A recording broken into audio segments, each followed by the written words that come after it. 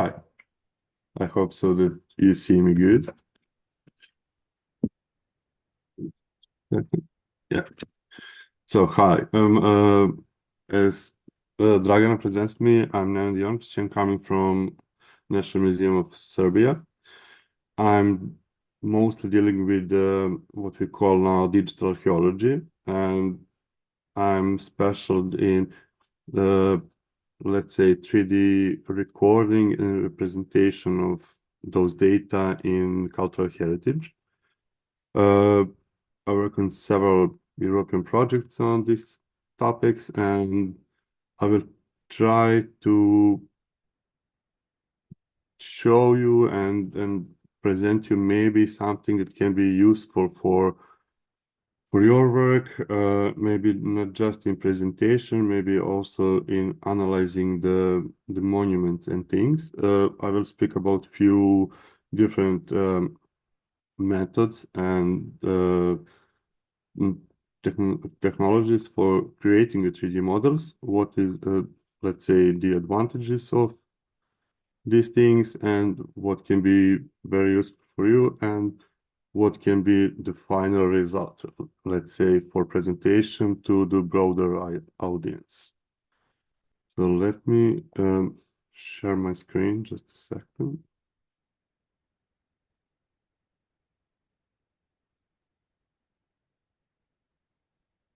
So, okay, this is the one.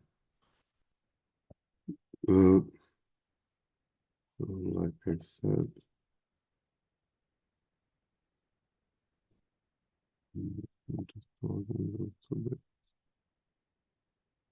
so, yeah. So I told you that I will speaking about 3D methods and techniques. So all of you probably have some knowledge about that. This is probably not the first time that you're hearing about these possibilities and these methods, of course, but I will list them and tell a little bit about them. So first one, and probably the most common and most used, is photogrammetry. Also, we have laser scanners, and it's, let's say, the different method with the similar results. Circular scanner, again, very similar thing. Reflections transformation imaging, or RT, that is most known, is a little bit different technique than the others, and the new one maybe not so common and not so popular is mobile device slider scanning. I will speak more about that. So basically what we are doing, we're collecting data with different devices. We create a 3D model, and then we manipulate it with that what we got. So with photogrammetry, we go around the object, take the photos, get the set of the photos, we process them, get the 3D model. 3D model can be used in different ways. And next method is laser scanning. I use this this type of the laser scanner because I used to work with that one, but there is different types, and for even for smaller areas, those one are for can be used for big areas, but also when you scan something big, they're very precise, so you can choose the part that you're interested in. This allows you with the photogrammetry and this one, those you can scan different things. I will speak a little bit about that. So all of these different techniques and methods give you different possibilities for working with 3D. So with photogrammetry, you can make a very small objects to, let's say, the big sites and even towns. So it's kind of similar with the laser scanner. The laser scanner is not built for small objects, but if a small object in the scene that you're scanning, you will get the high quality 3D model even of that small object. So in some way, those two techniques can be used in similar situations. To light scanner, yes. It's very precise, very good results, but not for very big things and very big monuments. It can be used, let's say, for monuments and the small finds. Then reflecting transformation imaging, it works a little bit different. Yeah, I didn't explain about circular scanner. It works with the light source and light patterns, and then create a 3D model based on that. In this case, you actually, it's similar to the photogrammetry. You're using photos, but you're using the light source and changing the light source from different angles to get the 3D model that can, with this lighting, can be actually, it can give you a lot of details about that and helps to read inscription, but you probably know about that. This last one in this presentation will be mobile device LiDAR scanners. I'm not working for Apple for sure, but I'm using that a lot because it's give us good enough results, and it's fast, accurate, georeferenced, and let's say the cheapest version of all that I presented until now. So speaking now again about the size of the object that we are scanning. Like I said, in first two versions, you can scan the bigger things, let's say buildings, sites, and these kind of things with the laser scanner. So this is the one things. The other thing is circular scanner for smaller things like monuments, but not too big. The third thing is RTI. So it's basically because of the dome and the size of the dome, it's focused on the smaller things. The most flexible is photogrammetry and can be used from everything from the big scales to the small scales objects. And then mobile LiDAR device scanners that I will speak mostly about that can be used for even for a bigger structure, but there is some, let's say, borders, like the laser scanner or this LiDAR scanner works only on the 5 meters.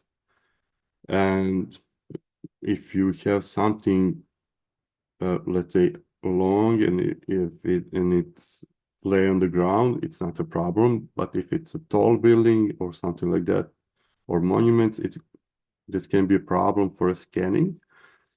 And let's say those are disadvantages of this method. But I will speak a little bit more about how it works. It's using camera, and in the case of the phone, you have 3 camera. It's basically, even with the new versions, you have the upgraded cameras, but the LiDAR is the heart of these things, and the range is unfortunately 5 meters. In the case of the iPads, it again works on this, similar things. It works on the same way, with different kind of the camera.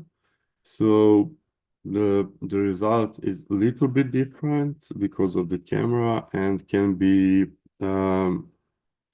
it's better to use for bigger things because the cameras on the iPhones are a little bit better.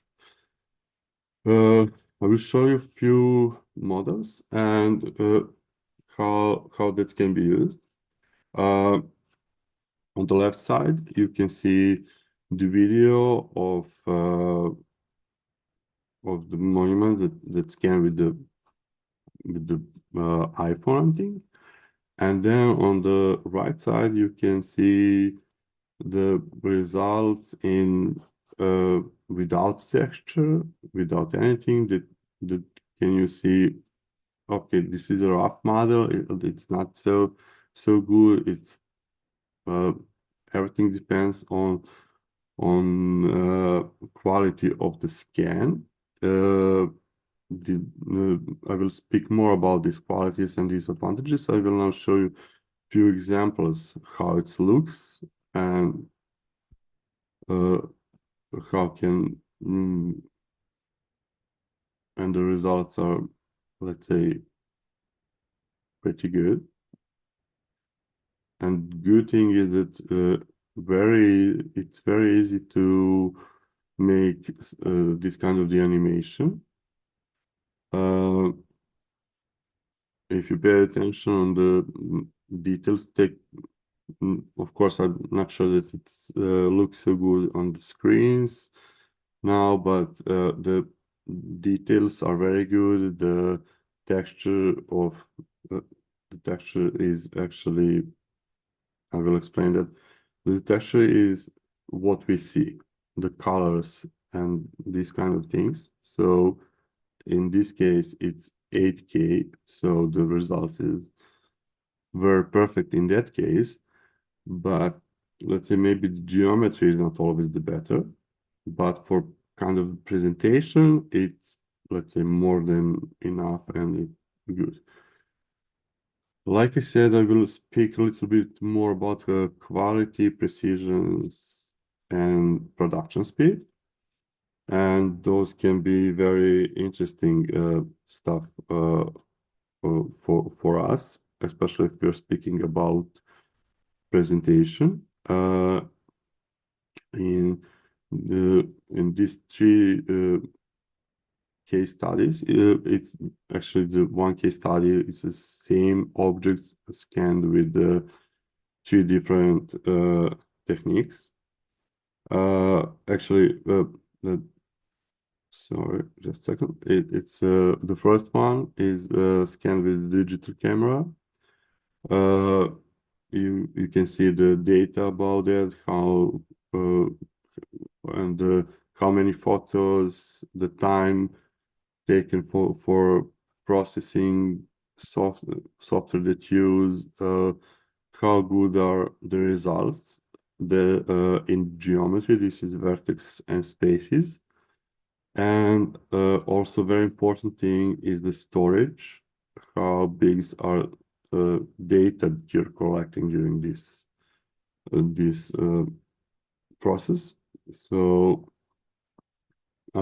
in second example, you can see the same thing done with the iPhone camera, number of the photos, photographing time, software that's used, versus faces, storage space. The texture is very important things. And you can see the difference that now the texture is even better, but in this case, vertices and faces are not so good. Overall processing time is 15 minutes, so it's shorter, and even in the time of taking photos is also shorter. In third example, let's third way, we scan with the LiDAR. Vertices and faces are better than in photogrammetry done with the phone, but it's not so good like with the regular photogrammetry. The storage space is very small. The textures is, let's say, the best. So the scanning time is 5 minutes and overall processing is about similar time, like 4 minutes. So let's say in 10 minutes you have the results that are very useful. How can be presented? Of course, you saw the video, but on the right side you have another way of presentation, and this is AR, and basically everything is included in those softwares that can be downloaded on the phones, and they're free. This is the very interesting thing. I will speak a little bit about metadata, because I mentioned before when I compare the quality and everything, this is how we usually collect metadata and how we keep them, how we actually distinguish them in technical and descriptive metadata. So, like I said, the advantages and disadvantages of these softwares and techniques based mostly on LiDAR mobile scanning is what is the best in this case is fast scanning process, slow experience needed, processing time, small file, good texture, fast rendering of presentation video, different possibilities for creating videos, 3D exporting models, point cloud format, price, georeference.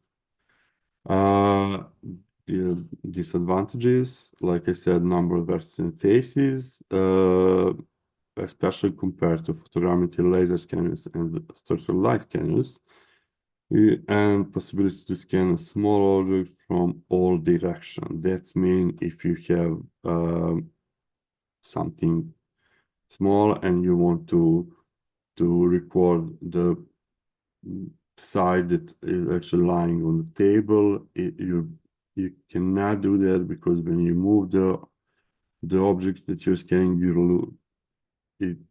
it's let's say confusing the software in that moment. And I will show you a little presentation. After that, I will show you actually how we use the 3D models gained from the laser scanning, and this will be maybe interesting for you. Like I say, is the future of these things bright or dark? I think it's bright. The cost of scanning is very small. Even the device is not so expensive for all the other things. Even for photogrammetry, usually you don't need just a camera, you need the lenses, you need the software for processing, and this everything costs. I'm not going to speak about the scanners because they're far, far more expensive. Like I said, the results are useful and good, so I will show the example how it looks in the end. It's a very short video. We made it in Unreal Engine for some project that we have. So you can just briefly see the monuments placed in virtual reality in the space. We organize them in a way like a lapidarium. and let's say it's very easy to manipulate with these things because they are not too big. They are good. So basically, if you have any questions or anything, I will be very pleased to tell you about everything what you want to know.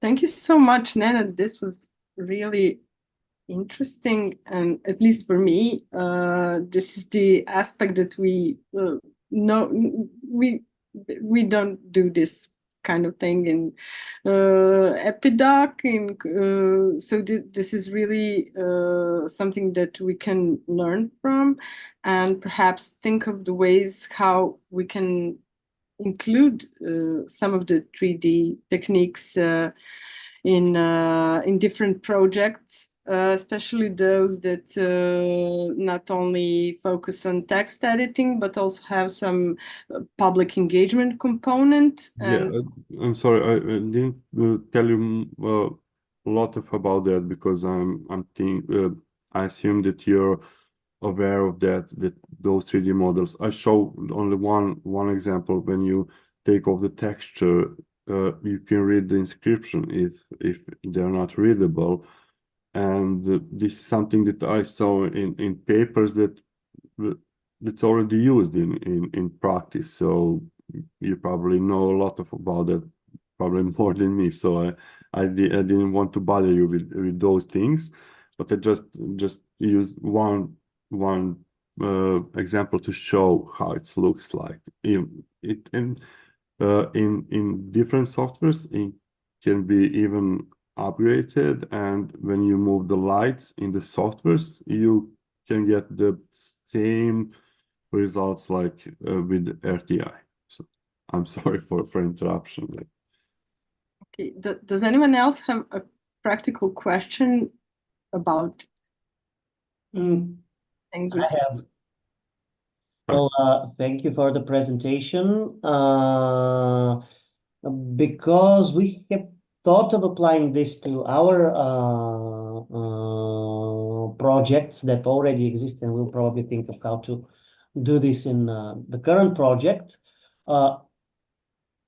In what cases do you think that applying such a technique is most feasible? Because probably there is not much sense in, for example, 3D scanning a monument which has nothing on the opposite side, and it's only the one side that's interesting. But we may be for smaller objects, it may be easier to be done, and also more makes more sense to be done because these smaller objects are usually coins or ostraka or some place.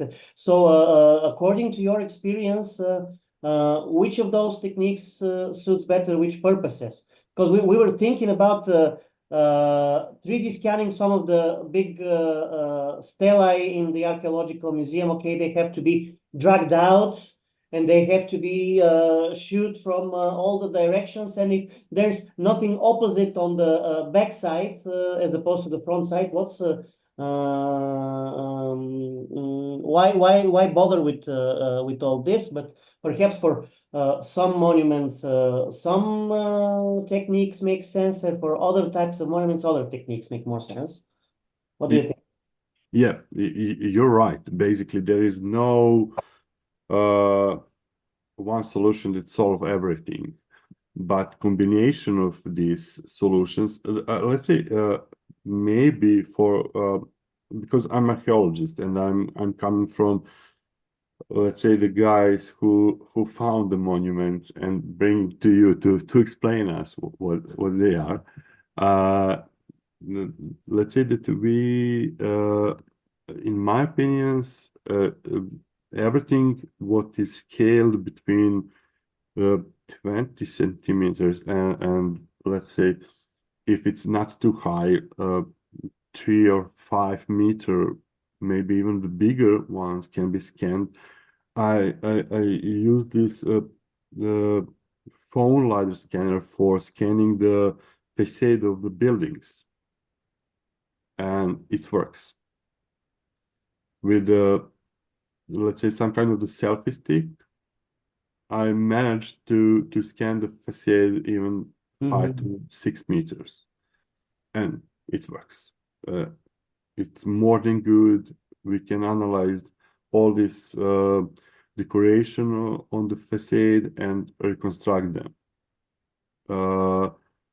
On the other side, like you saw in the last video, we scanned in Museum of Čačak, like, I don't know, 15, 20 different monuments.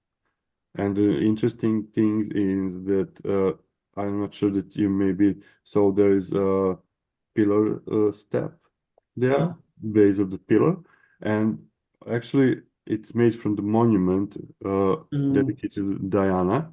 So actually the top of it is where the inscription is. So when you scan that, you can scan everything, and when you post when we scan that, we actually stand it like this to scan the inscription. But then in the video we decided to put it back. So this is the good thing, because everything is what make our decisions is actually what we need to scan on one hand, and the other hand is what we want with that. If it's for scientific purpose, we need best possible details and everything. In that case, you're going with photogrammetry or structural scanning or laser scanning. On others, if it's for presentation, you will go with this cheap iPhone thing. Yeah. Even then, when you're scanning with the iPhone or iPad, again, I'm not working for Apple, and they don't support me in any way. But they're only one who offer this. Actually, it's basically trash in, trash out. If you put a lot of effort for scanning, you will get a better model. With better model, it can be used even for scientific things. You can read inscriptions, you can take off the texture, but remember, 8K texture is something wonderful. I think when I met Dragana, I showed her the example on the phone. So even in that way, you can read some things that are not visible with a naked eye, because you can make it very close to you. So yes, some of those things can be used, as Nenad mentioned, just for study purposes. And that doesn't mean that you have to put it online, because the cost of hosting such a heavy files when you have hundreds of inscriptions would be probably very high, and would probably surpass funding. I didn't speak about that. But yeah, in presentation I mentioned that. But if you compare a lot of gigabytes of photos and then a lot of gigabytes of 3D model made with photogrammetry, it's few gigabytes, and it's problem if you want even to allow someone to use the 3D model online. It's impossible with such a big model. So you can what brings that size of the model is actually the faces, and it's geometry. It's not texture. Texture is small, and this is, let's say, a cheap one. But when you have a lot of vertices and everything, it's very heavy, and it's not usable. It's usable only for you. It's not for presentation. So we are now working on a project that we will scan a lot of things in a museum with these mobile LiDAR devices, and we will on one side make probably the exhibition of that, and on the other side we will put them online to be because then you can see them online and turn around them and zoom in, zoom out, and see a lot of things that actually staying in the museums because we don't have a place to put them somewhere. So this is the common things with the museums.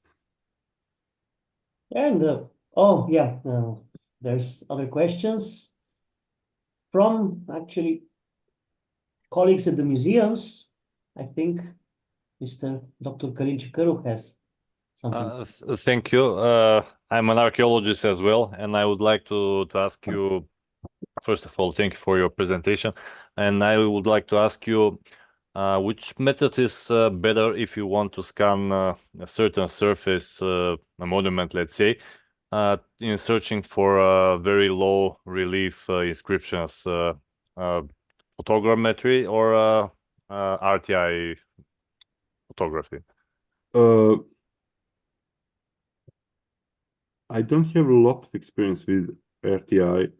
It should be better, but like I said, with a very good 3D model, you can import them in different softwares like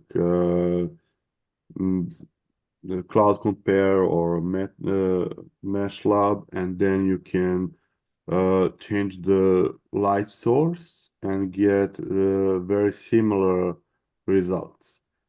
So I saw few papers when I preparing for this presentation, speaking exactly about those things. They have completely different, let's say, points. In one paper, they insist on RTI. In second one, they speaking that with photogrammetry they can get a very good results. I will tell you my experience from now. It's 12 years ago. We started with this project that ended up like this Russian pipeline, South Stream, and we try to make some kind for archaeologists. This will be very easy to understand. When you're working in the field, you have a lot of shards, pieces of ceramics, and this is mostly 90% of archaeological finds. You need to document them, and this certain way how you do it. So we try to find the fastest solution for that, and we bought a Searchlight 3D scanner. In that time, that was David. Now it's I'm not sure. Maybe it's owned by Siemens or something like that. In that time, that was a small company with only 3 people there. They make this 3D scanner, and we bought it, and we start scanning things, and it gave us good results. Like, let's say in 10-20 minutes you have prepared the documented one piece for plates. This archaeological paper, usually you can see this archaeological paper in the end. So we prepared that in the plate, and then we had one piece of terra sigillata with something that we cannot understand what's representing there. In one moment, actually, we realized that if we take the texture and you see only the gray model, you can see what is there, and then we understand it, and we make the date. We understand the date of that, and understand it's from 1st century Roman. Terra sigillata actually based in not in provincial way. It's probably imported from southern Italy or something like that. So searchlights also can be very useful for smaller things and for very shallow inscriptions. Thank you.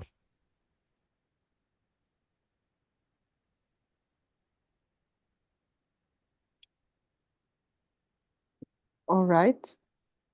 Do we have other questions?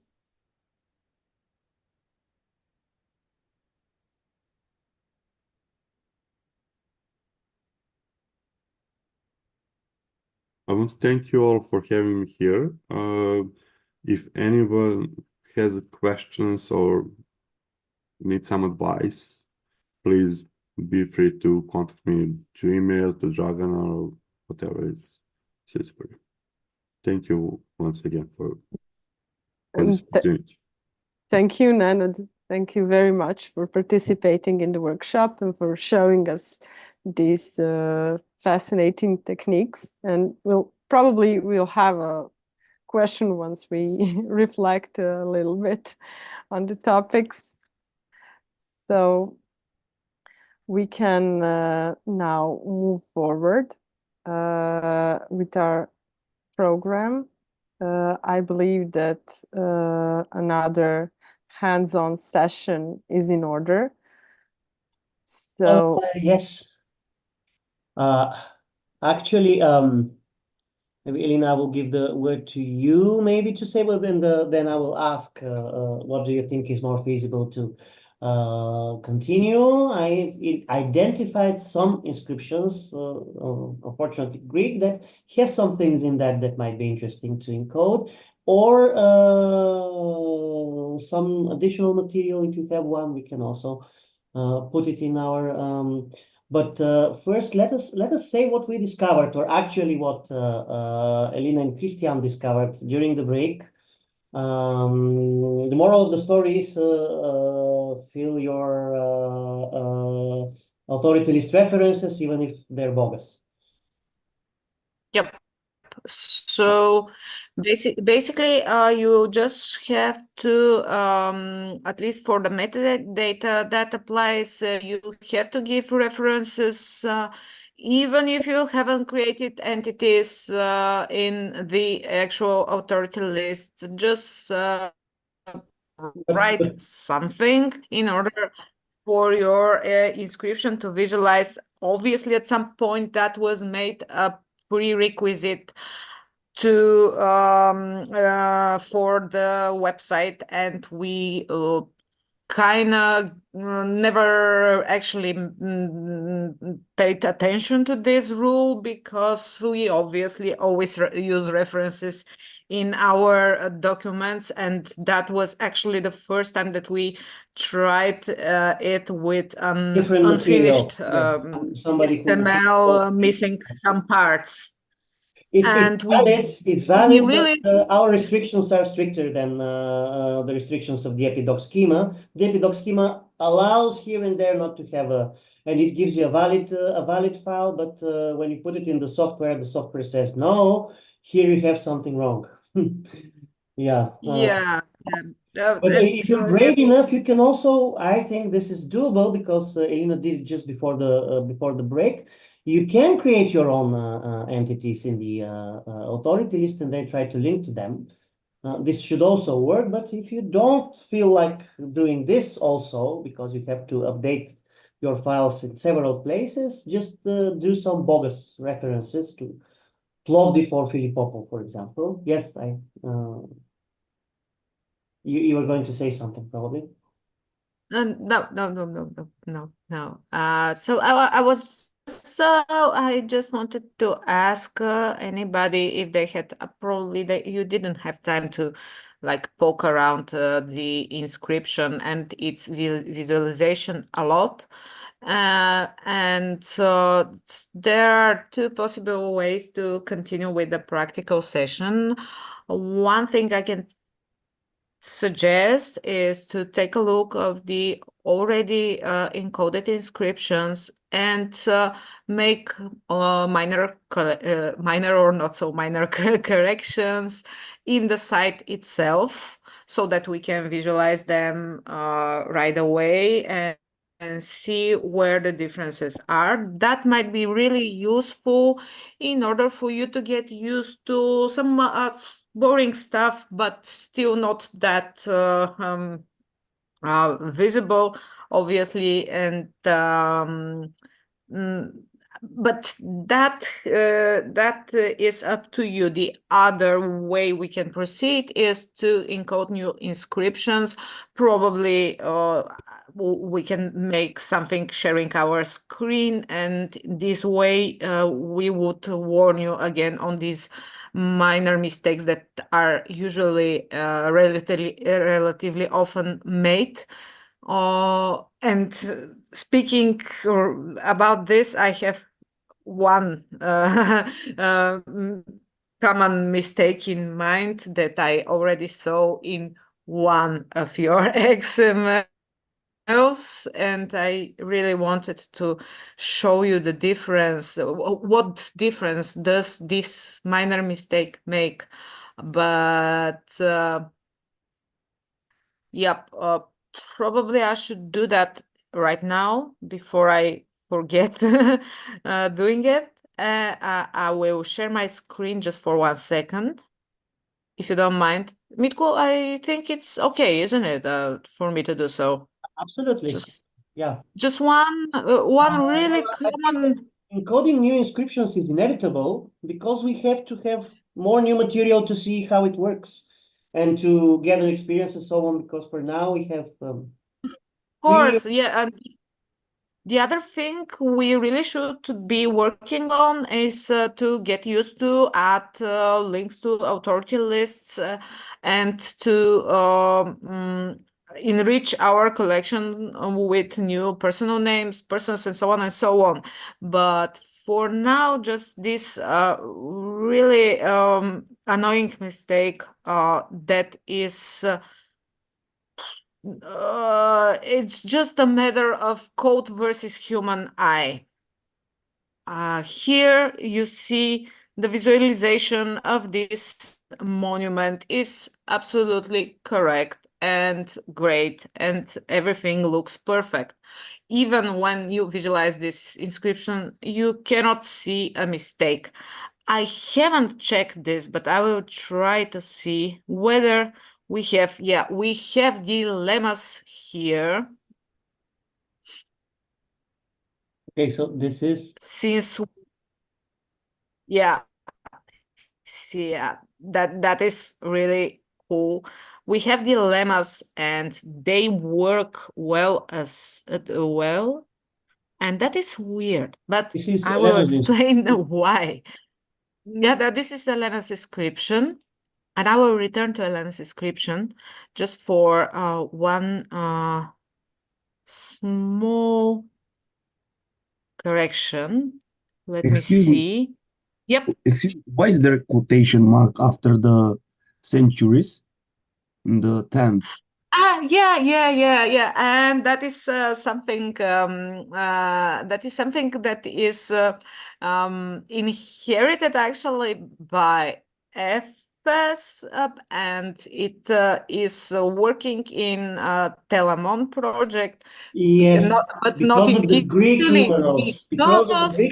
Because this is the marking for Greek numeral. We'll just have to copy and replace the code which we have in the other distribution of AIAX, which is working in Tituli. In Tituli should work otherwise. In Tituli, we have removed this, and it's just like you have to remove few lines from the visualization scenario. It's not a big deal. I cannot do it, but luckily we have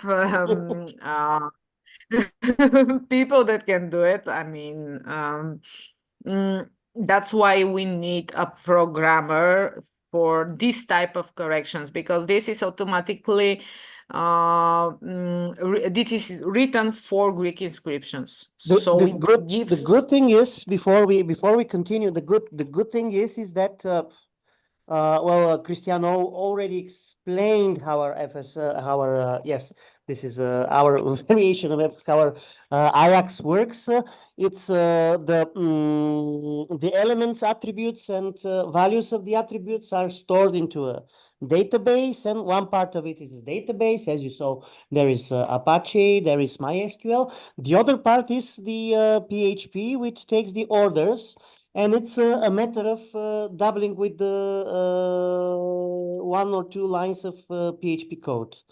The equivalent of this in the other front-end service, FS, would be XSLT, which means find with XPath. This is why we talk about XPath and XSLT yesterday, because they're another part of front-end services.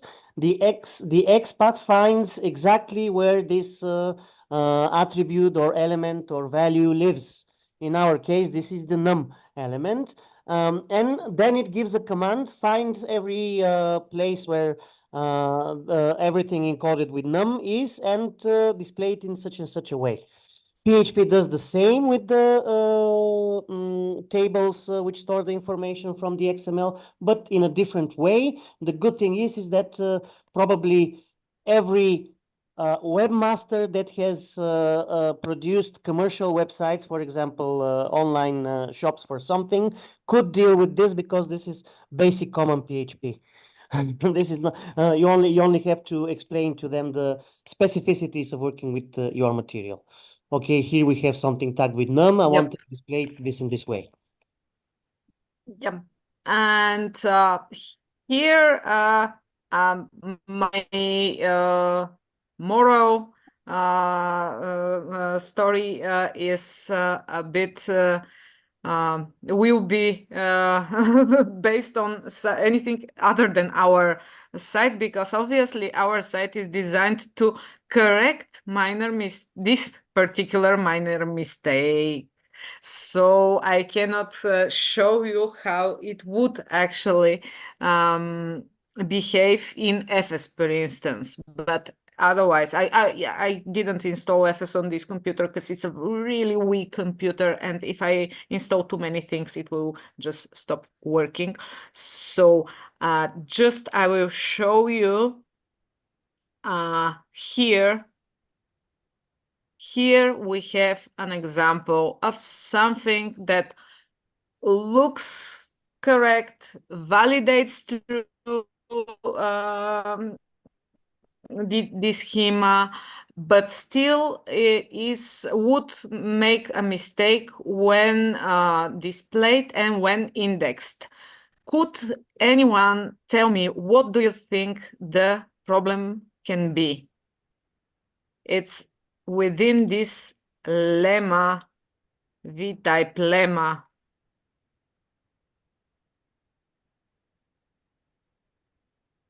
Transferred on another line and lemmatized correctly.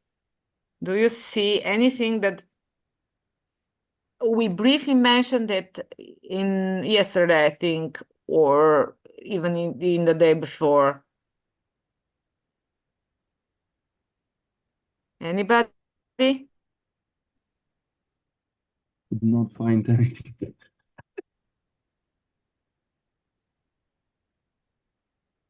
You cannot see it. So I want to tease you. I will tell you. So pay attention on the spaces.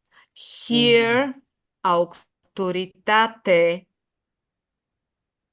you have an extra space between the line break and the tate. The value does is it ignores this line break, and it reads the lemmatized text as a whole without the line break. But here we have a space, and XML does count space as a symbol. So yeah, I told you that our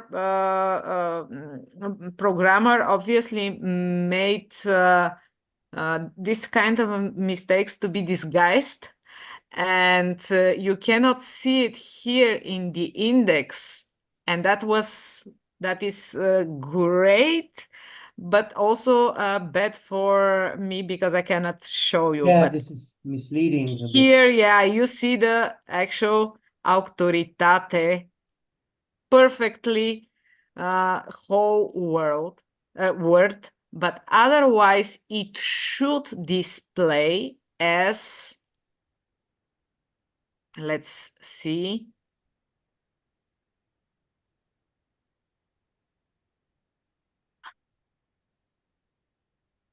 It should display with the space here, autoritate, as two parts with a small space between them. So pay attention to the spaces. Never put spaces within the prose text if it doesn't exist on the stone. So between the tags of an element, there should be just words, numbers, or so on, not space. And yeah, and I think that this is the case with all this here. But yeah, and here, name Rufinus. We have this, we can put an index to this Rufinus. We can put a reference in order for the program to index it. But if we leave the space here, it will see it with the space. And it will decide the name is space Rufinus. yes, it will decide that the name is space Rufinus. Because our programmer basically works with commercial sites and is used to this type of mistakes. Obviously, the programmers are used to implementing some sort of tricks to get around this common mistake. For instance, when you type your username and password in a site, if you hit space by accident after your username, it will give you a mistake. I don't know whether you have encountered this. And it actually works that way in our Orasys project, strangely enough. Maybe we didn't polish this one there. So if you by mistake leave a space here and in the visualization, or at least in the preview of the inscription, I will show you tomorrow. Whole site. It stays with strange spaces here and there that don't make the text much readable. Yeah, so I'll just let me show you here somewhere on the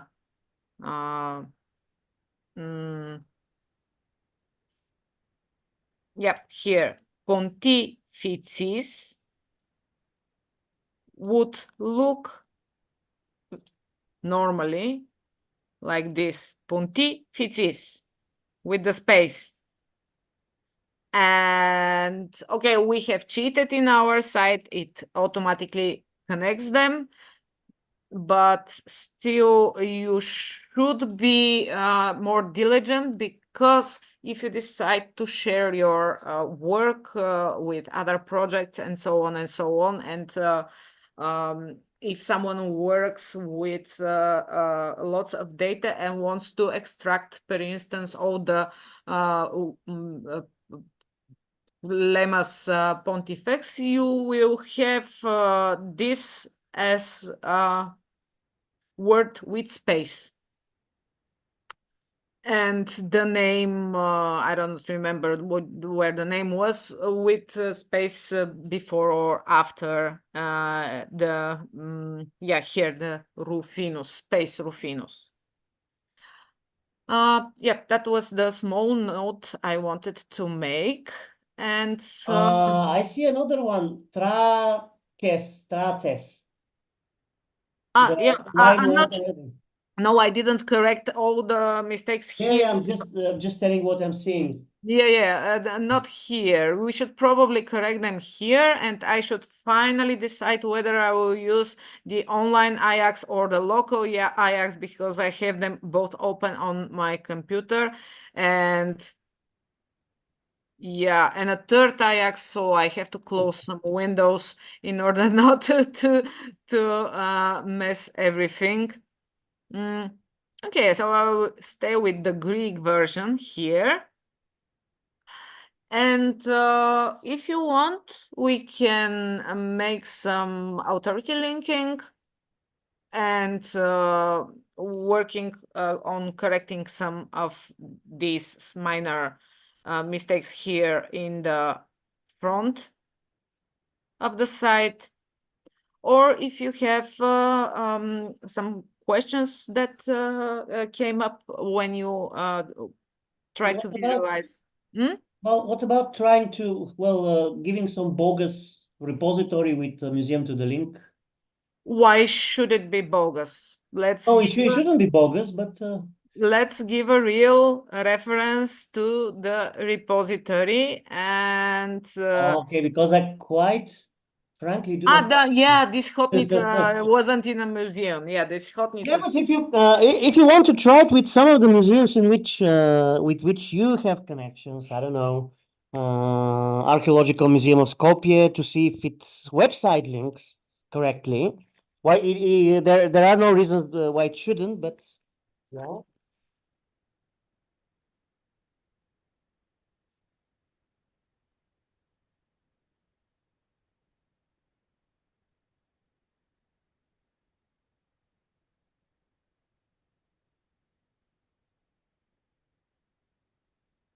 Okay, let's put this monument here in the Archaeological Museum of Skopje.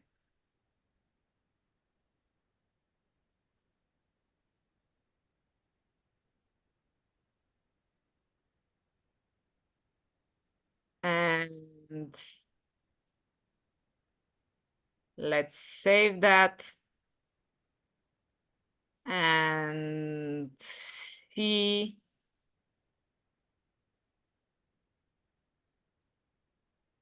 Nope.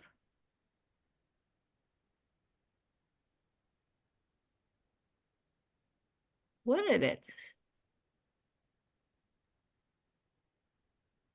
Probably we should index that in order to be seen.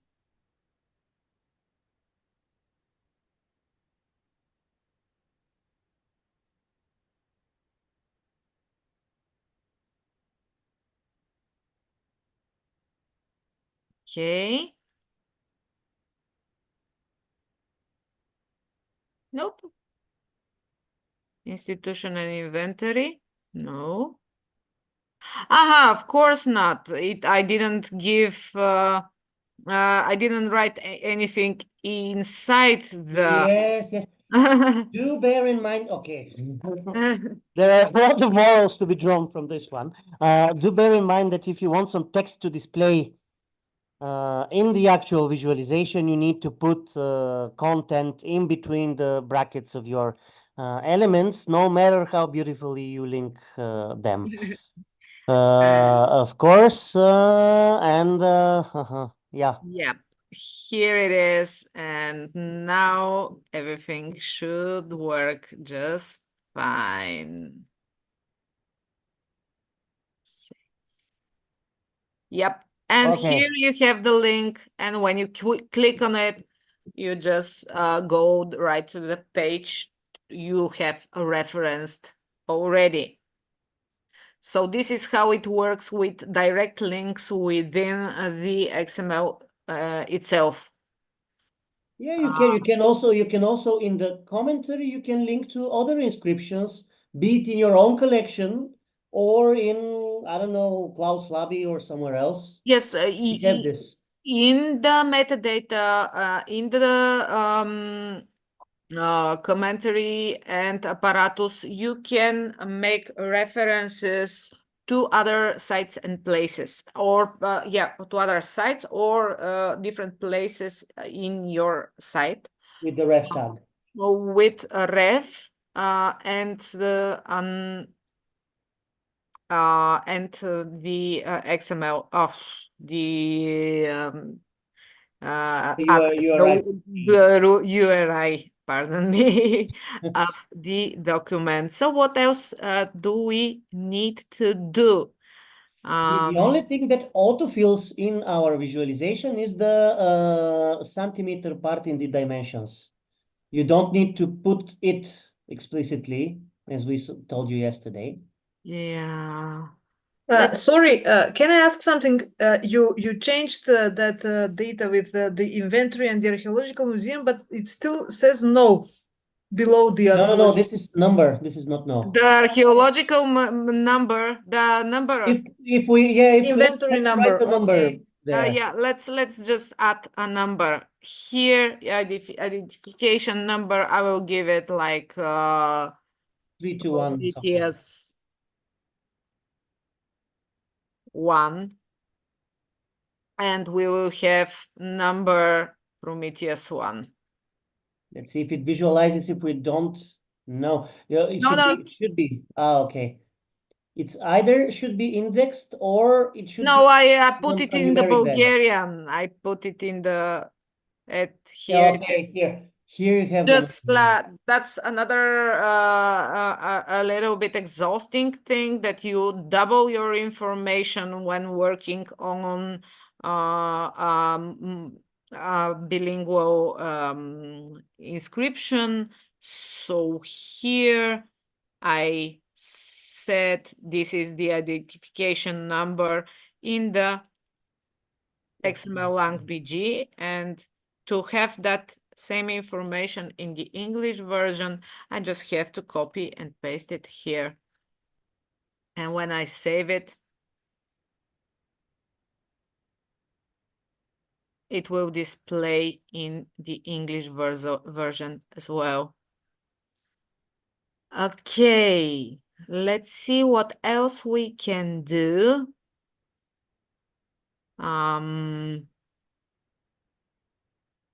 Yeah, I wanted to check one thing. And now let's go to the inscription itself. Yeah, we can you can work on your in the authorities files as well. You can add information. We already did that on another version of AIAX for Hotnica, so I can do that one more time, but probably it is superfluous. Here I saw a mistake, and again I will like just highlight it and ask everyone if you see anything suspicious.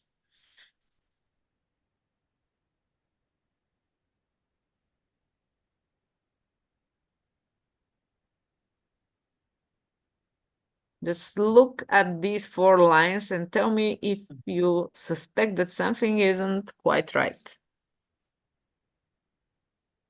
We have the exact year, so we do not use not before and not after. Okay, so yeah, that is the date is the mistake. The exact date would be like really in the format of day, month, year. No, but year, month, date. So yeah. Here we will have to say the mistake here is that you said it is not before the year, the first year AD and the second day, the second year AD. You just put the information here for the display, but you didn't change the It doesn't match. Yeah, it doesn't. Which means that if you go to the visualization of the inscriptions, you will have the correct date. But if you then go to the place, yeah, let's see to the place where all the inscriptions should be listed by year, this should appear in the wrong place. Yeah, let's see the period and filter. No.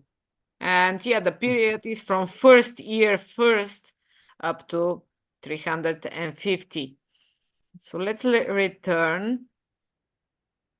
and correct this and to state that this is the year not before 135 and not after 136. And you hit save. And then when we go here, but probably we should index that.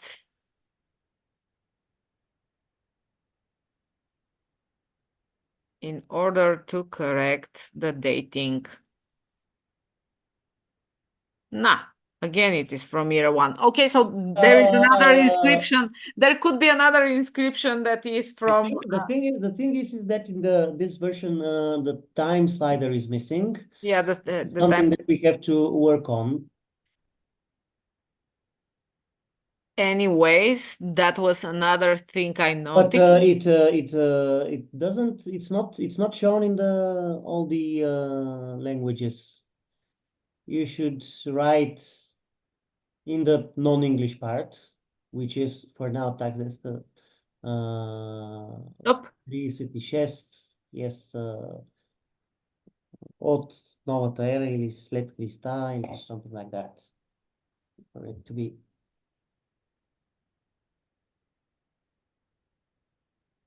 Okay. Yeah. So let's see.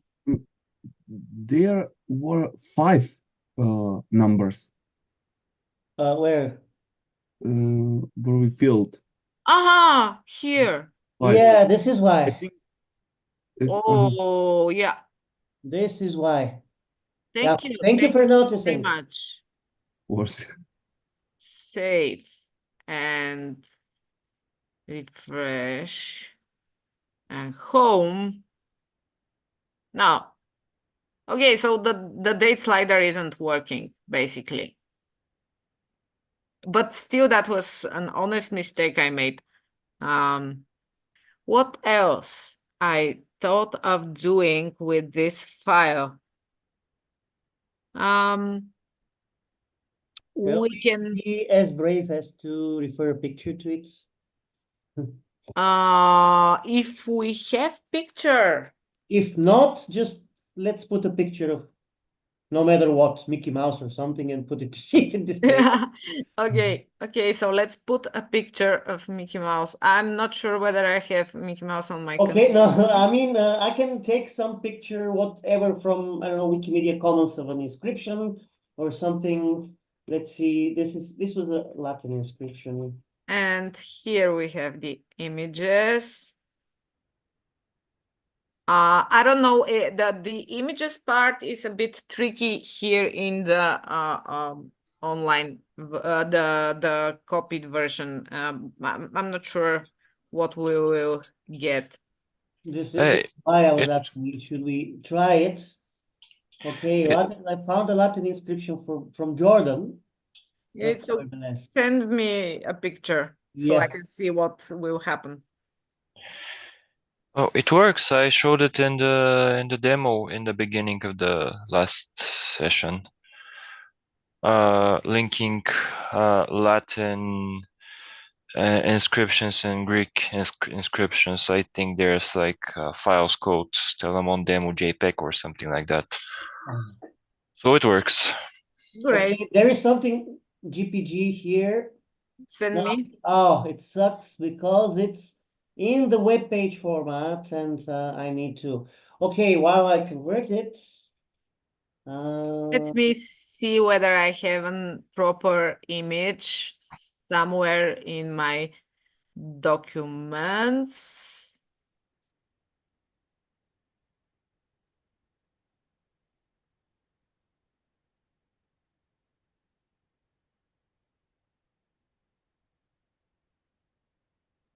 No, this is PN. Okay.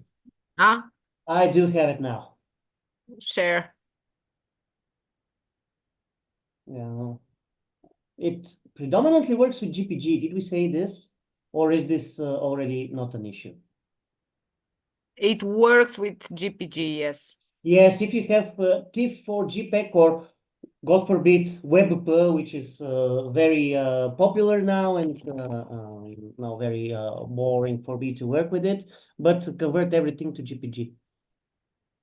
So we should call this Prometheus 6 and save.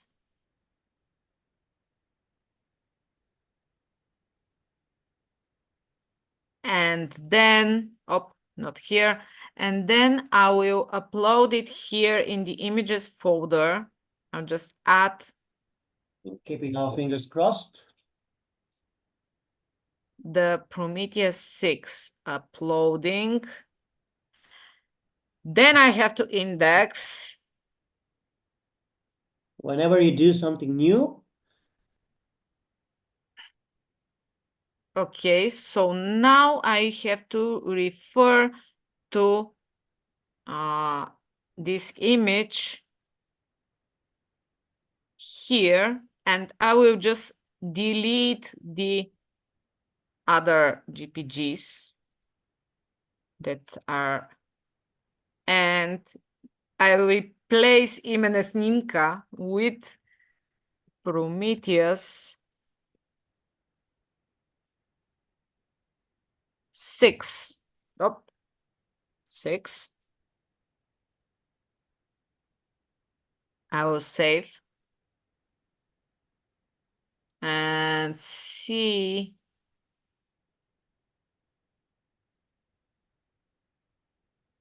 how it will turn up. And will it?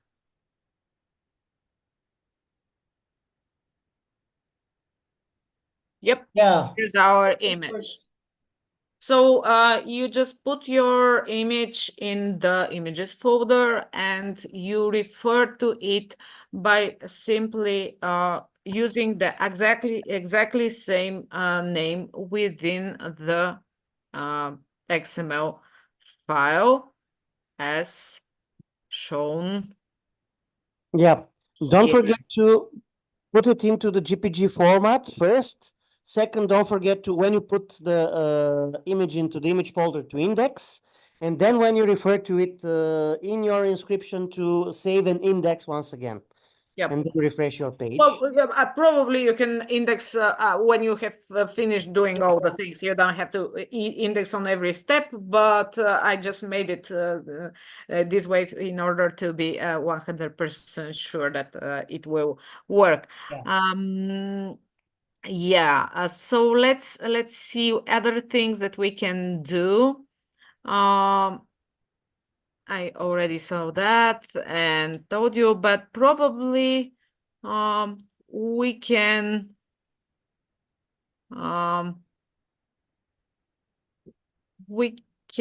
do some here. We can do some marking of place names within the text and add these places in the list place authority list. So we have mesos and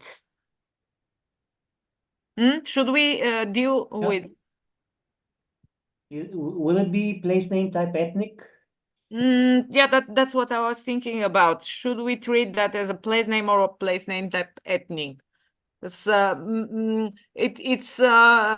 mesos fines, so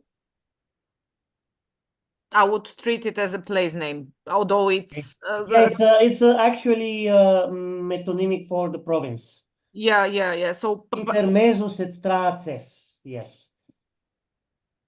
Oh. So between the provinces of Mysia and Trachea. Yeah, so here, unfortunately, the Control E button doesn't work, so I'll just do it manually. Place name and then place name. And then use a ref to list places dot XML. And since I haven't used the I haven't encoded in a really long time, I will just check whether the authority list bears the same name. I believe it was list place, but let us see. And it is list places.xml. Yeah. So yeah, I do remember it correctly, and I will call it Mizi. Isn't it so? Yeah, yeah. Then I will save that for now, and I will do something here. I will go to Pleiades.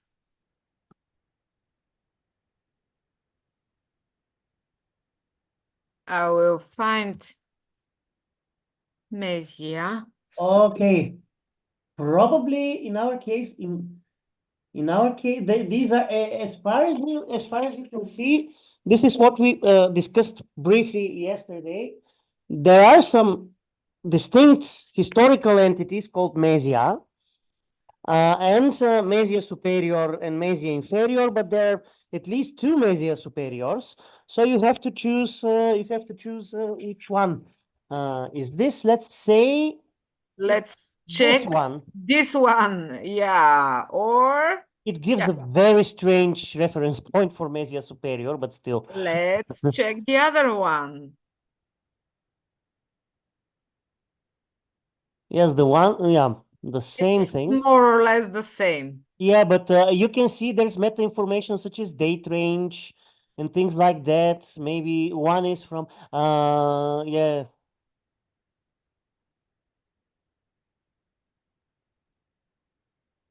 No, there's no date range. Okay, let's just give it a. Okay, let's decide that this is our Mesia. If you have several occurrences under the same name and obviously under the same place, if the places are different, it is obvious. But if the place is the same, but you have several occurrences within Pleiades, take care to read the description. Maybe this is the early imperial province or something like that, or there's sometimes a historical place without reference to whether this was a Roman province or a Greek territory or something like this, and you choose carefully between them. But for our purposes, for the sake of the example, let's decide that the first one is our Mesia superior. Okay, so I have added the link to the entity that still doesn't exist, and now I have to add the entity in list places.xml. I use the editor that is available online, and I just copy a random already existing place, paste it, give it the exactly same ID I already used in the inscription. If you're not sure, just copy your thing for the inscriptions and paste it just to make sure that you don't do anything. Yeah, and then check whether I have the same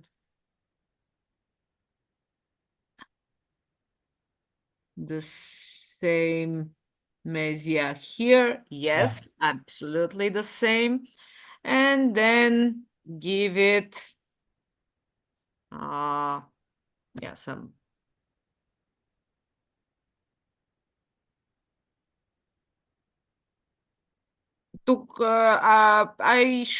Moisia or something. If you have a Greek keyboard, if not. Yes, I do, but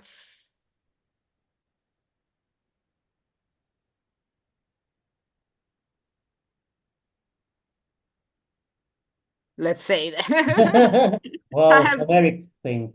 I have no idea, but anyways, and the important part is to copy the canonical URI to the page, link it here. Maybe and then copy the location.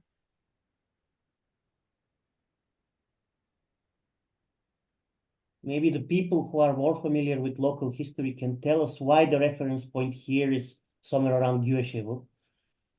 Shouldn't be, as far as I know the province of Mysia. And hit save. These Запази and close. затвори. And then we Index. index. We did hit save here, did we? Yeah, but just in case. Here we will index.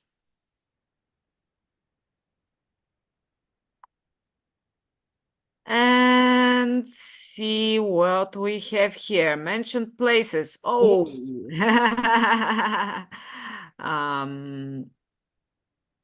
Table doesn't exist.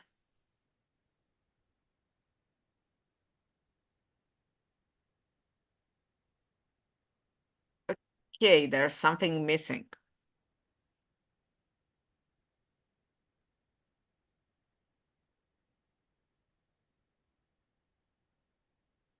Chris, are you here? Do you recognize this mistake?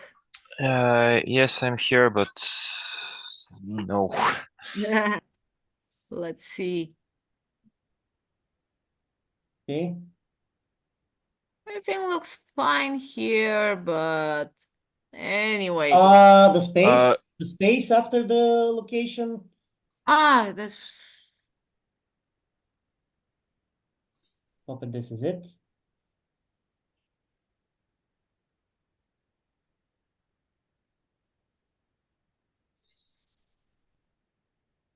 Shouldn't be that.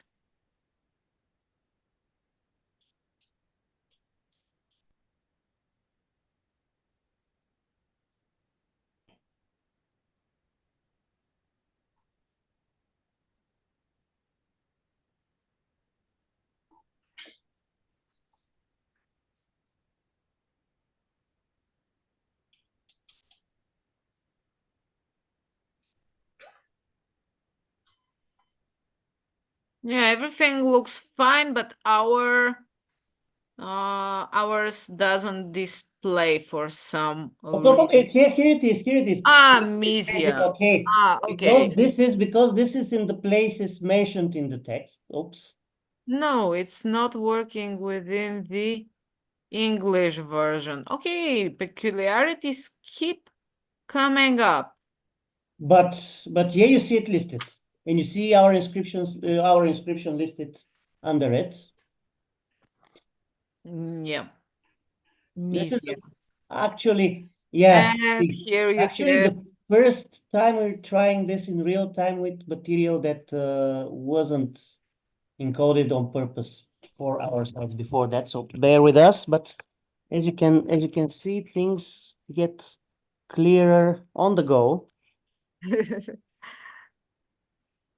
Okay, so yeah, for some reason, yeah, here it looks great in the mentioned places from.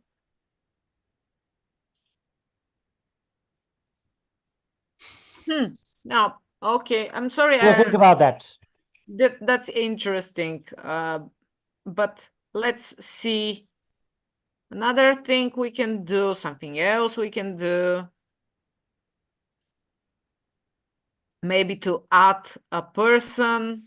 Okay, let's try this. Let's add a person here. Our Antius Rufinus. He is a very important man. He was like 3 times consul, and yeah, a really important person. Let's.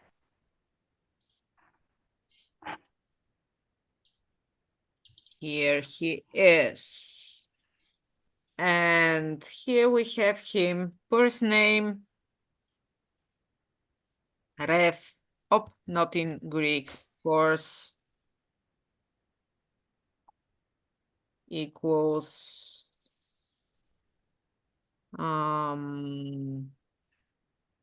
list First, A officials. oops, officials with C. Yep. And then you just check whether it's the same .xml, whether the list bears the same name, because you can never be sure even if you see it. Yes, liste officials. You see, there is this spelling, writing mistake that we have kept just before because too many references already exist.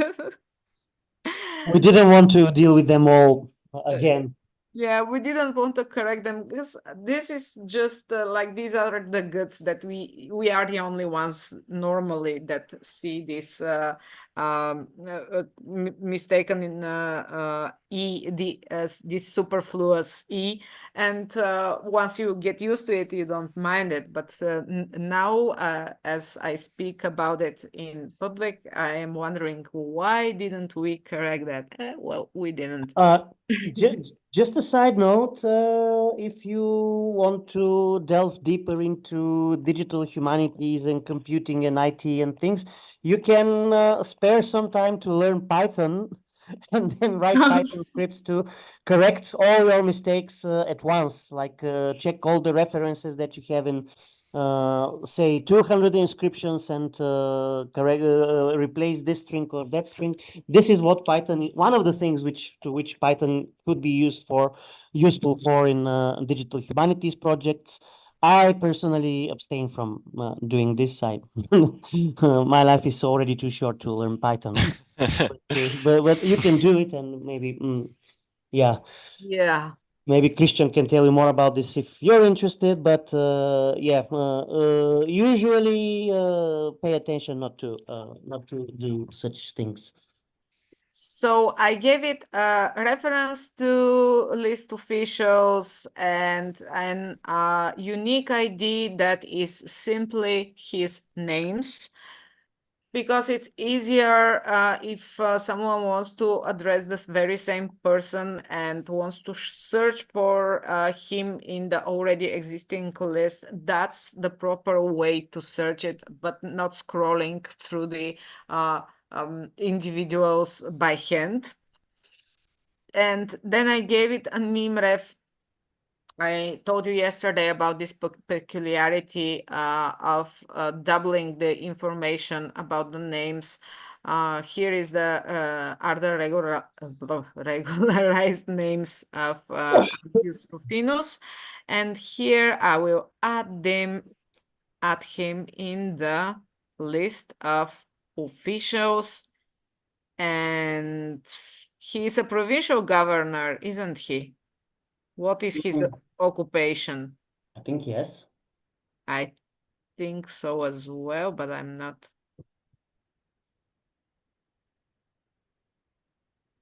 Okay, I copied this and I pasted it and I called it Antius Rufinus. No spaces within the IDs. This is important. And Antius Rufinus.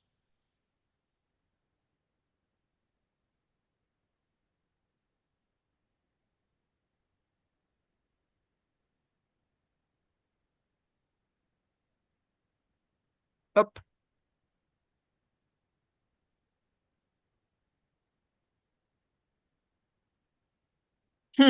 I have forgotten where my. Can I write it down for you? Yeah, please do, because I'm with the computer. One of the extras that you might need in I will give it to you. I'll write it in polytonic Greek at that. Antios, was it Rufinos?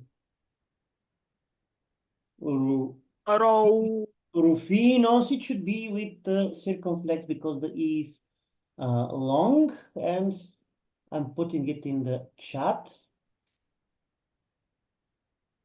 If you don't have polytonic Greek installed, as I do not on my computer, and you still want to write very easily, this is a handy-dandy prompt that you might use. And then I will write it again in Bulgarian, and no, anti Rufin. The now- Wikipedia reference I will leave empty and hit save index.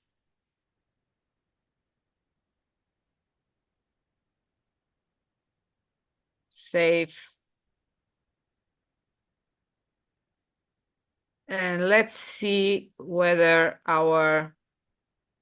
Oh, I didn't give him a reference to his profession. Okay. His Did you official... say that he's official? And...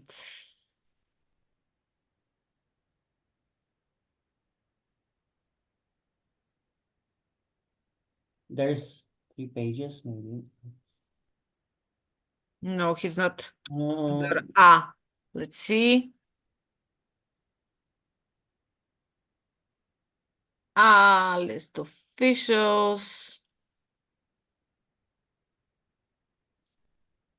Did we refer to him as an official in the inscription itself? Yes. Okay. Type official. Yes, yes, yes. Oh. This is also very important, and it also depends on how many parts you want to distribute your attested persons.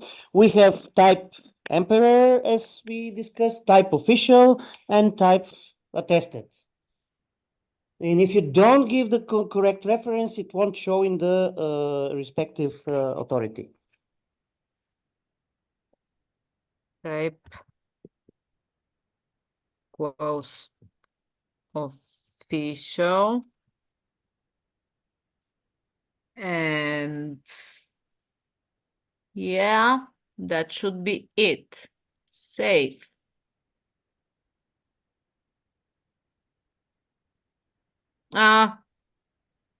Cancel. Let's give him an occupation. Okay, so that it gets displayed.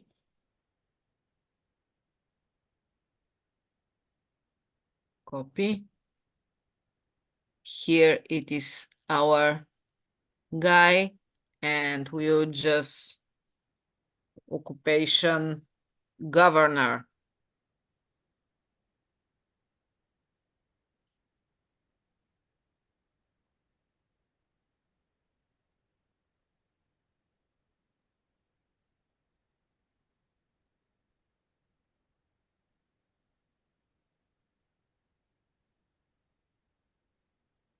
And here he is. And now if we switch to English, let us see.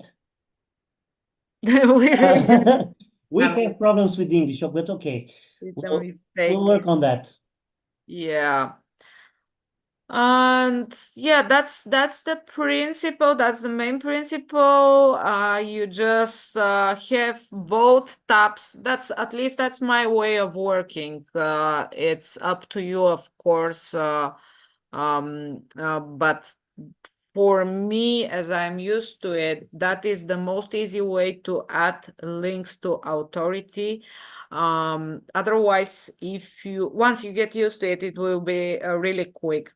If you download and upload every time you have to change and add a link to authority, it will be like a really hard job to keep track on which is uploaded and which is still to be uploaded. And there is always this risk of doubling persons if multiple persons are working on the same project, and there are 2 of them that are dealing with inscriptions that mention this guy Rufinus. 2 different persons might describe him with two entities in the authority list and so on and so on. So there are much more ways to confuse your lists if you upload your information once every 3 days or something. If you work in real time online, the confusions are way smaller. So, But I have to say, yes, sorry. Yes, no, that's my point. I just wanted to say that in contrast with working in the milieu of Oxygen or another XML editor, be careful not to make mistakes, to delete or add something in by mistake, because these mistakes won't be signaled to you as straightforwardly as if you're working in. So if you're using the inline editors, be extra careful not to type too and fast. the really bothering, the really boring and bothering thing is that you have to type everything by hand, so it doesn't autofill and it doesn't give you suggestions about the tags, the elements, and so on. We're working in some methods for automating all this, especially the meta information for the inscriptions. But for now, we cannot promise much. But I hope we'll have some results which will enable us to upload a lot of inscriptions really fast. Yeah. But this is forthcoming. Okay, so there are probably other interesting things we can do with this, but I suggest that we give time and place for you to take a look and work with your inscriptions and tell us if something doesn't work, or you are not sure how to describe certain type of information. Or if you are bored to death of doing this, we can just give you new inscriptions to encode. So basically, it's up to you and your preference.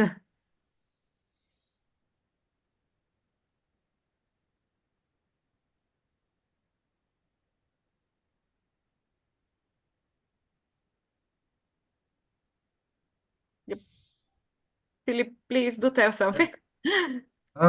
Let's have homework. Let's have homework. Yeah, some inscription to encode and tomorrow to check them. Yeah, our homework would be to check why the English version gives this broken code. And Mitko, I think, has prepared some homework for... I selected some Greek inscriptions, if you wish, because the Latin ones that we already had prepared are finished. And I can prepare some, like, one of them is really long. Probably you don't, it's 45 lines, but I can give you several really short ones, but they don't have to. Okay, we have this really long one. We have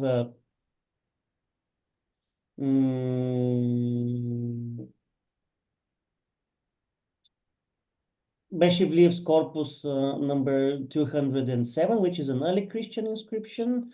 We have one really short one from Sozopol, from Apollonia, and one milestone for Emperor Maximinus the Thrax, and I will prepare the files probably now. But in the meanwhile, you have 4 more inscriptions, which are Latin inscriptions, which are not encoded still.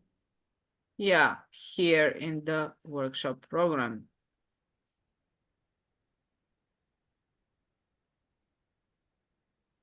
Five, if you also count the inscriptions taken up by Slavica, who is busy today. Here in one of the inscriptions, you will have also links to other inscriptions, which you will see how it will work.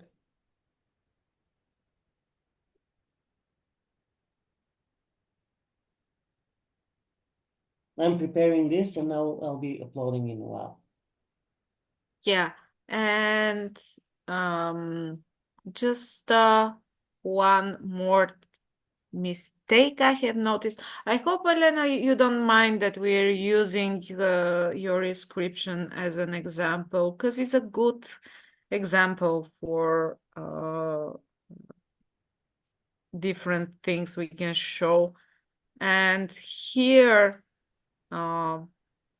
at the apparatus criticus, there is a thing that might I would like to ask you, what do you see that isn't? Let's delete that text. Let's see, what do you think is wrong in this particular piece of code?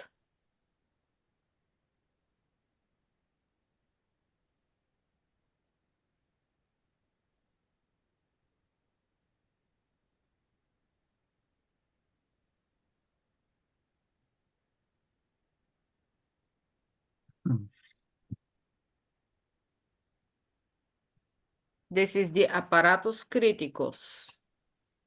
And here we have the element head. The element head would mean title. So this is actually the title bucvifligatura. And here, okay, here it is visualized correctly, but this is a title. And the actual ligature should be placed below, linked to the respective line. Let me show you. This is one reason for you to encode all the line numbers, the line beginnings with number, because you can reference to a specific line, and that would be not only human readable, but also machine readable. And this is one case when we point to a specific line directly using code. And let's scroll down to this. So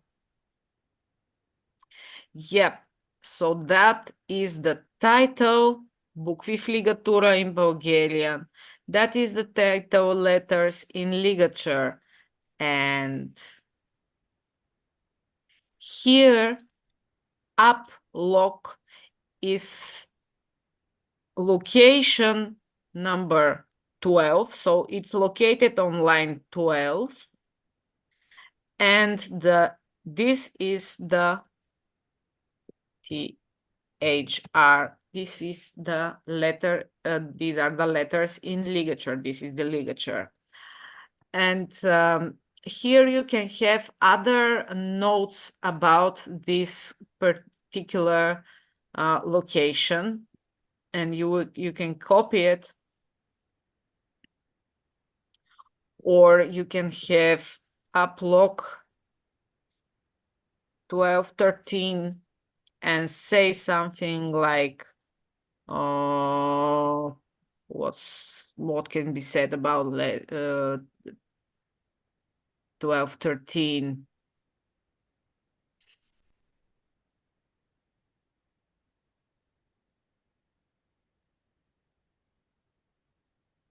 Процесс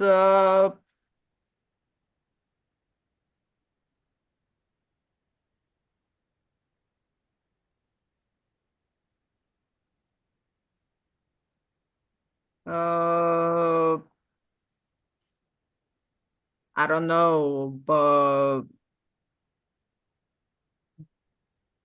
I make.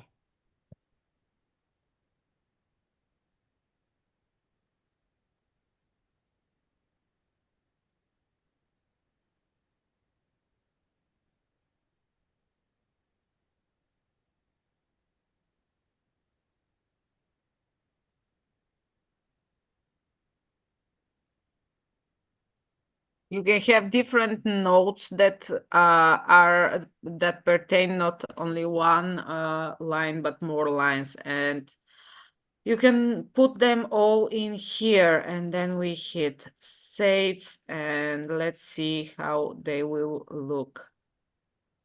Letters in ligature, 12th line Kieri letter. That's the thing that I came up with here. You can have commentary. The bibliography, intentionally or not, we did skip from our explanations because the bibliography in our project particularly is made to be almost exclusively in the authority list. So every time we have a bibliographic reference, we use the authority lists, and we only write in the XML itself when we have to point to a specific page. And you probably saw that the template looks and states something like sled prefix. So after the BIP prefix, the value of the attribute should be replaced with the value from the authority list bibliography.xml. So we presume that every single bibliographic entity will be described within the authority file. That is our decision for this site. We gave it quite a lot of thought, and it might not be the best decision, but still it works. Let me show you how the XML file of bibliography works, because this is looks like, because it is a little bit different than the authority files that we already saw. So we have biblestruct, XML ID, and of course this is the B1, the ID that we already saw how to use in multiple times, but this time we just fill it here after the BIP. It's a little bit more different than the thing we use. There are different levels, and there are different ways to describe different types of printed editions. So we have monograph with the author, with its surname and forename. Title level, monograph, then unit, volume, publication place, and as detailed information as possible. Then when we get to something that is not a monograph, here we have title level J, that would be title level journal. And within this journal, we have a second level, title level A, that would be for article. And it sounds complicated, but once you get used to it, again, it is very useful, because this is a very strict and very, how to say, podreden. Organized way to express relatively all types of printed editions. And here I think here in the guidelines, you can see different ways of encoding the bibliography. The most easy way is like just in prose text, just have all the information in prose text and display it. But once you make it within an authority list, you can make use of it in multiple ways. So yeah, that is the different levels of title and different units, but I'm not sure I wanted to show you these title levels. Where should you find them? But no, they're not here.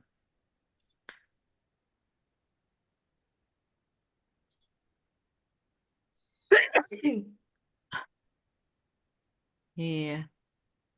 Methods, title level. Should be here. But anyways, if someone wants to take over, because I'm not sure. Hey.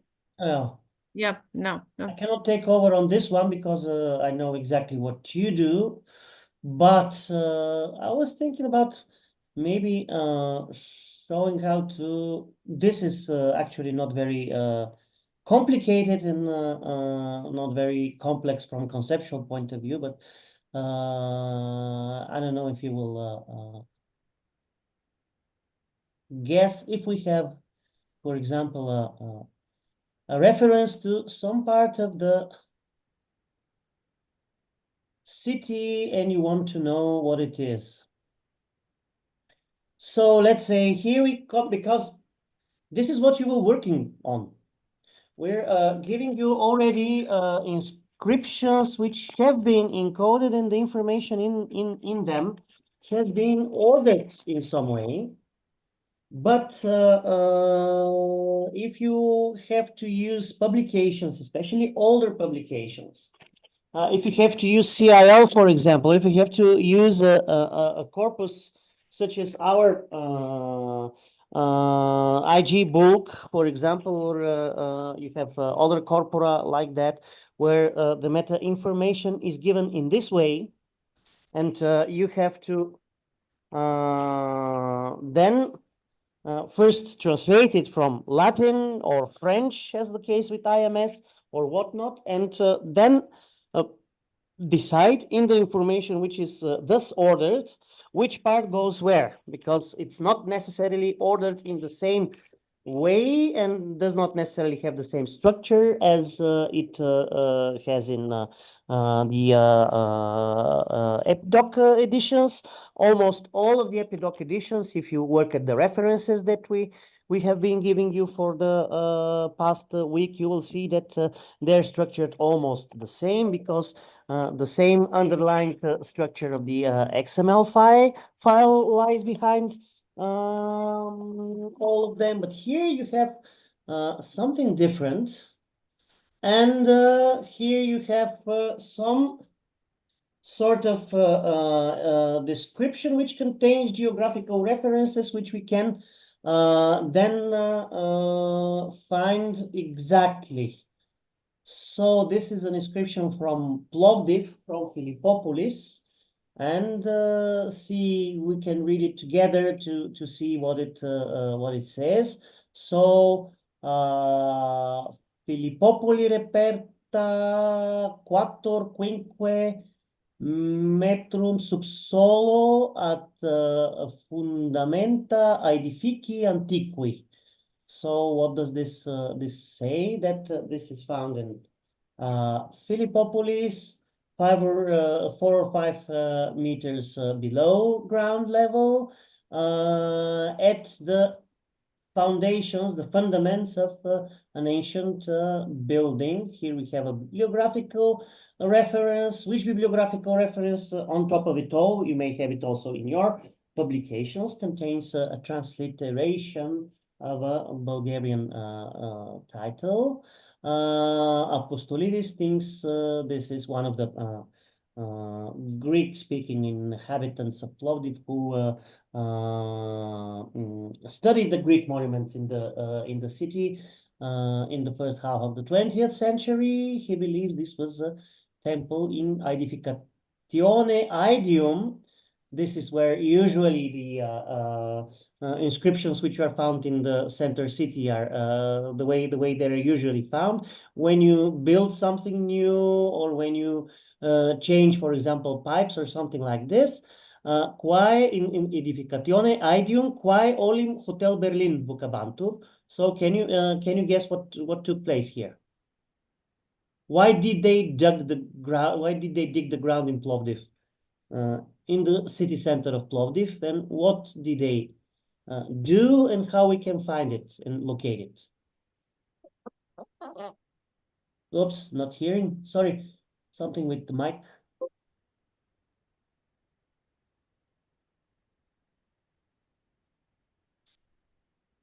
Okay, so they built a hotel.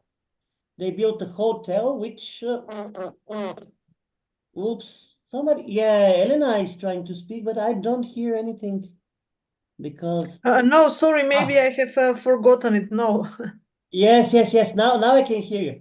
So yeah, we either search for Hotel Berlin if it still exists, because you see when Apostolidis wrote this in 1928, so maybe this was a building which was built in the 1920s, and the people who discovered the monument also discovered also were the first one to document its existence. So this information goes where? In what part of our metadata? Until I reach my point when I show you how to take coordinates from somewhere else.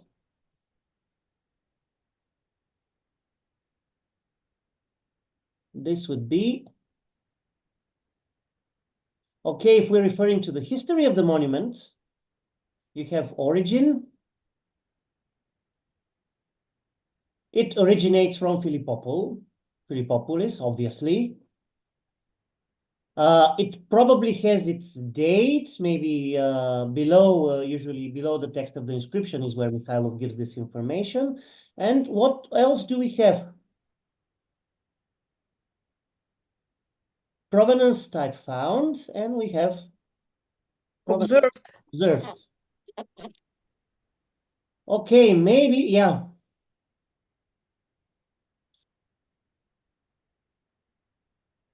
Maybe it should be in found, because this is where it was found. Provenance type observed. Yeah, and here you have a reference to the Museum of Plovdiv. So this will go here in MS identifier, alt identifier, repository, institution, ID number. Maybe it could be also described as observed if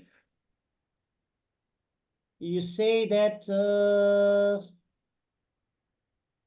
here you have to do some study of the sources to see where exactly this Hotel Berlin was built. But if you wish to delve deeper than this, but this is kind of where ancient history and archaeology intertwines with local topographical history, which could be interesting. But in any case, you can say in provenance, it was provenance type found. It was found in, say, 1920, when the Hotel Berlin was built, and provenance type observed would be 1928.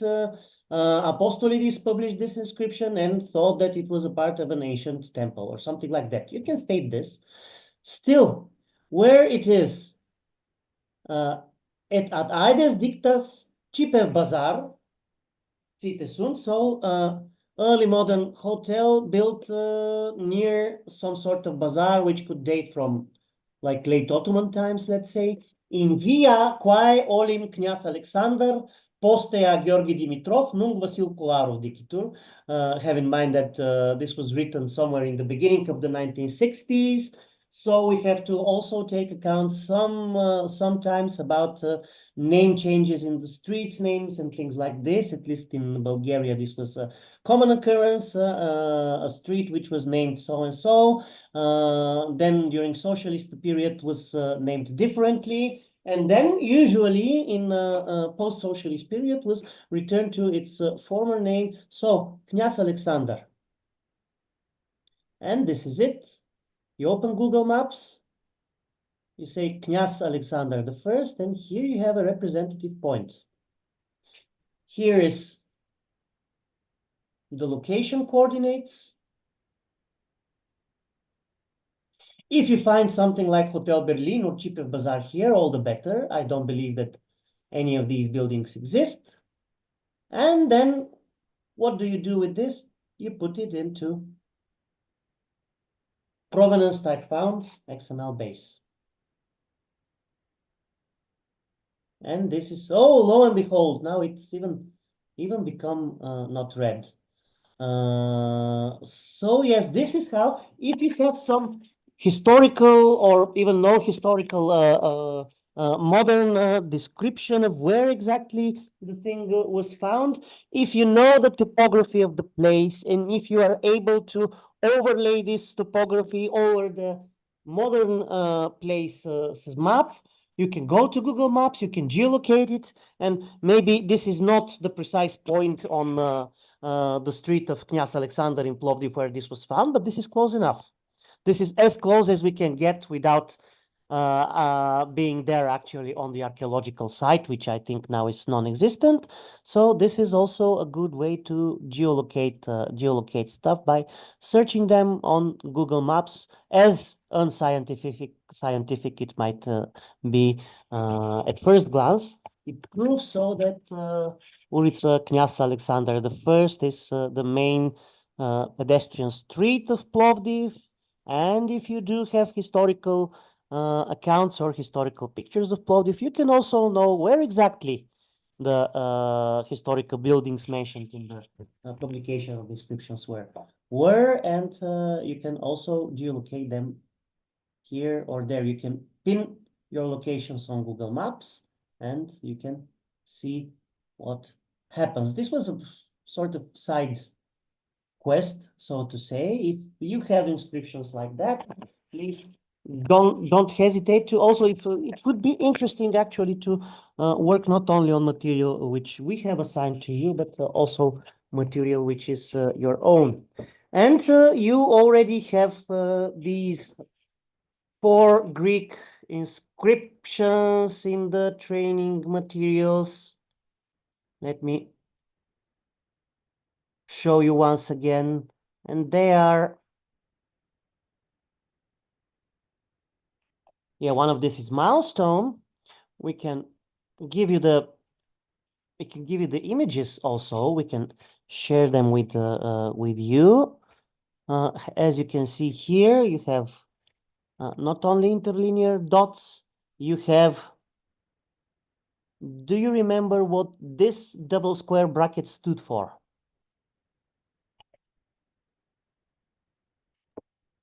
Erased.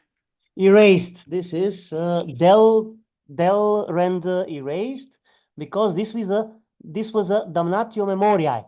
This is a milestone for an emperor, and this emperor is Maximinus the Thrax, an emperor of the stormy 3rd century AD, when there was a series of emperors. This was not actually in the eye of the storm, when different emperors succeeded each other in the matter of weeks or months, but still some of his successors strongly disliked this emperor, and they made a damnatio memoriae.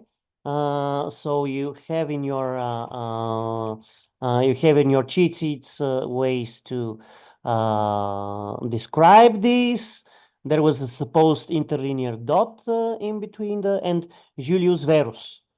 So what else do you have? You have ligatures, but not ligatures, but abbreviations. You have already dealt with abbreviations all too much.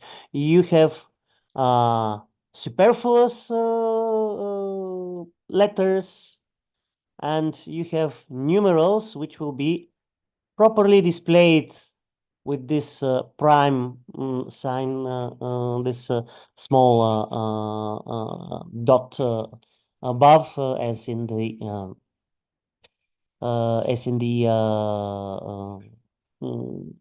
as it is proper for the the Greek numerals. You also have a translation. If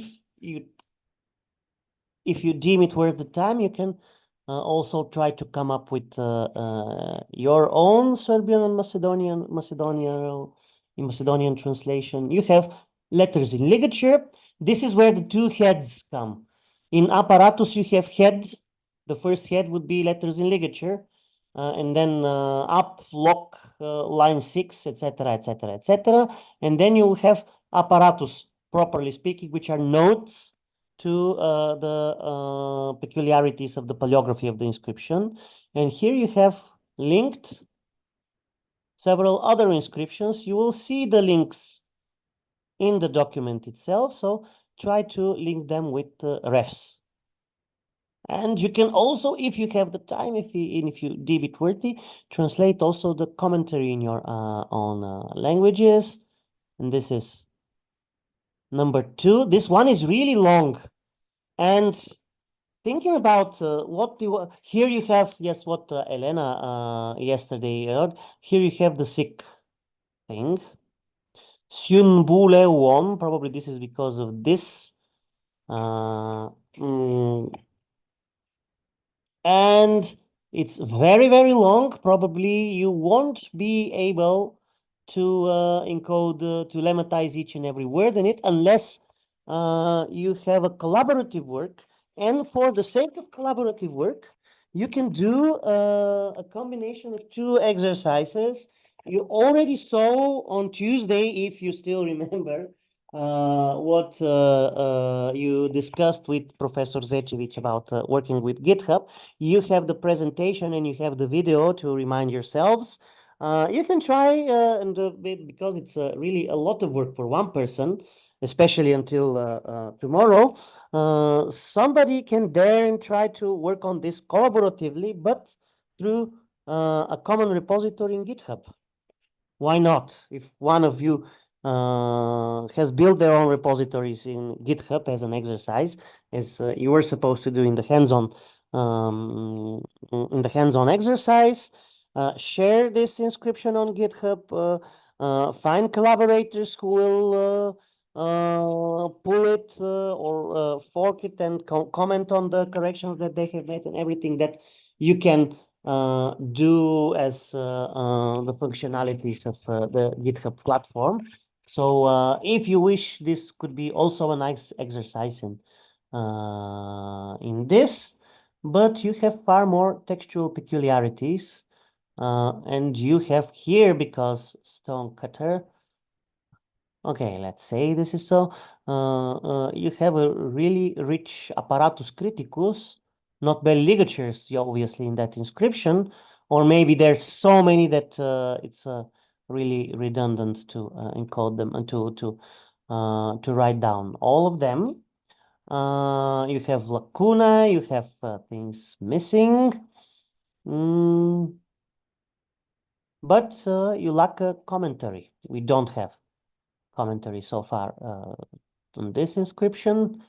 Number 3, in contrast, is really number 3. This is the early Christian one, which could also be interesting for someone among you. It was originally published not in EPIGRAPHIST by Georgi Mikhailov, but in the Spätgriechische und Spätlateinische Inschriften aus Bulgarien of Veselin Beshevliev. And there is also a decodesk to it, so you can deal. This is one of the earliest Christian inscriptions found in the territory of Bulgaria, if not the earliest. And there the name of Jesus Christ is mentioned in a coded name. And a 4th one, which is really short in contrast with the previous. This is a very simple specimen of funerary inscription and a really early one. This was from the classical period, from the earliest layer of Greek inscriptions found in Bulgaria, which were the Greek colonies on the Black Sea. And this is from the necropolis of the city of Apollonia. Pontica, only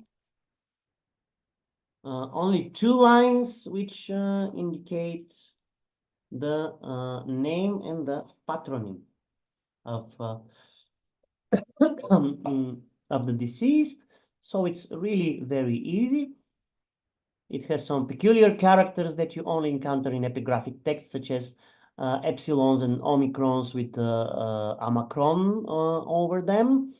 But see how they are displayed in the platform, and you the thing with that you only have to encode here are really the personal names in this space. So okay, this is it. And in the meanwhile, do you have something else to say or ask? Or I don't know, maybe we should leave you to your own work now.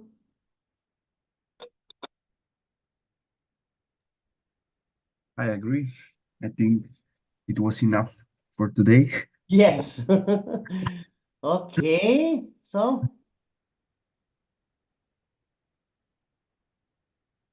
yeah, I see Philip already took one for himself, Latin number 3.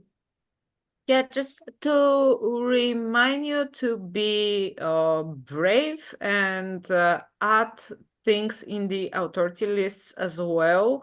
You saw me doing it on several examples, so it's not that hard. You just copy, remember to use the same ID and so on and so on. It's really as easy as that. And if you get some sort of mistake, send a screenshot so we can trace it. Yeah, tomorrow we will have other things to do. We'll have presentations on Zenodo and Zotero, and you will have also hands-on exercises on that. I believe that it's our dear colleague, Professor Dragana Nikolic, who will be taking this over. Am I mistaken? Just Yes, and after that we will have. I thought maybe because Elina showed before codes on bibliography and different types of levels. So I thought maybe tomorrow I'll show how you can use Zotero as intermediary tool to get some of the bibliographic references tagged in TEI and then use it for your authority files. This is something that I've done.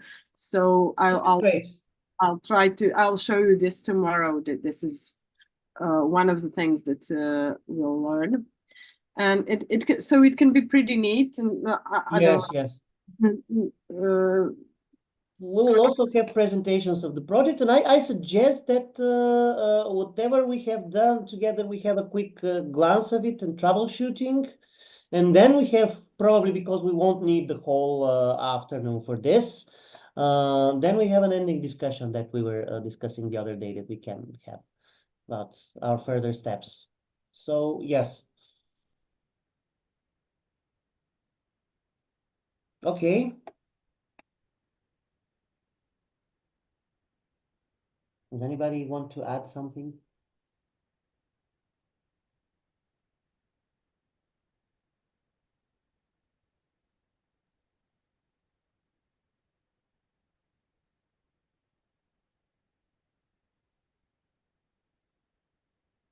Okay, maybe we can open a document. I'll try to create something later. So that because our workshop is soon ending, so maybe you cannot think of questions now, but maybe Yes. later when you get some rest, maybe something comes up. So you can write it down in the Yes, sheet. at any time, at any time. Take a look at it. So I'll send out an email later with tomorrow's links, and I will add that as well. Okay, yeah, this will be Okay. great. And okay, so we should call it a day probably. Yes, I think it's safe, Yeah. even though we have still 7 more minutes. but Okay. I think it's safe for everyone to get some rest, especially you guys. Amazing energy. Thank you. All right. And it's amazing energy from everybody involved, actually. Whenever it doesn't matter if you deal with AIAX or something else. When you get to this point, when you already have something encoded and see how it works, it's always the most intensive and the most exhaustive part on the part of the presenters as well as the participants, because you probably. I know the feeling. Probably everybody gets frustrated when something is not working, and they want to know why. And okay, thanks everybody, and All right. See you tomorrow morning. see you tomorrow morning. Bye bye. Everybody. Bye bye. See Bye. you. Bye.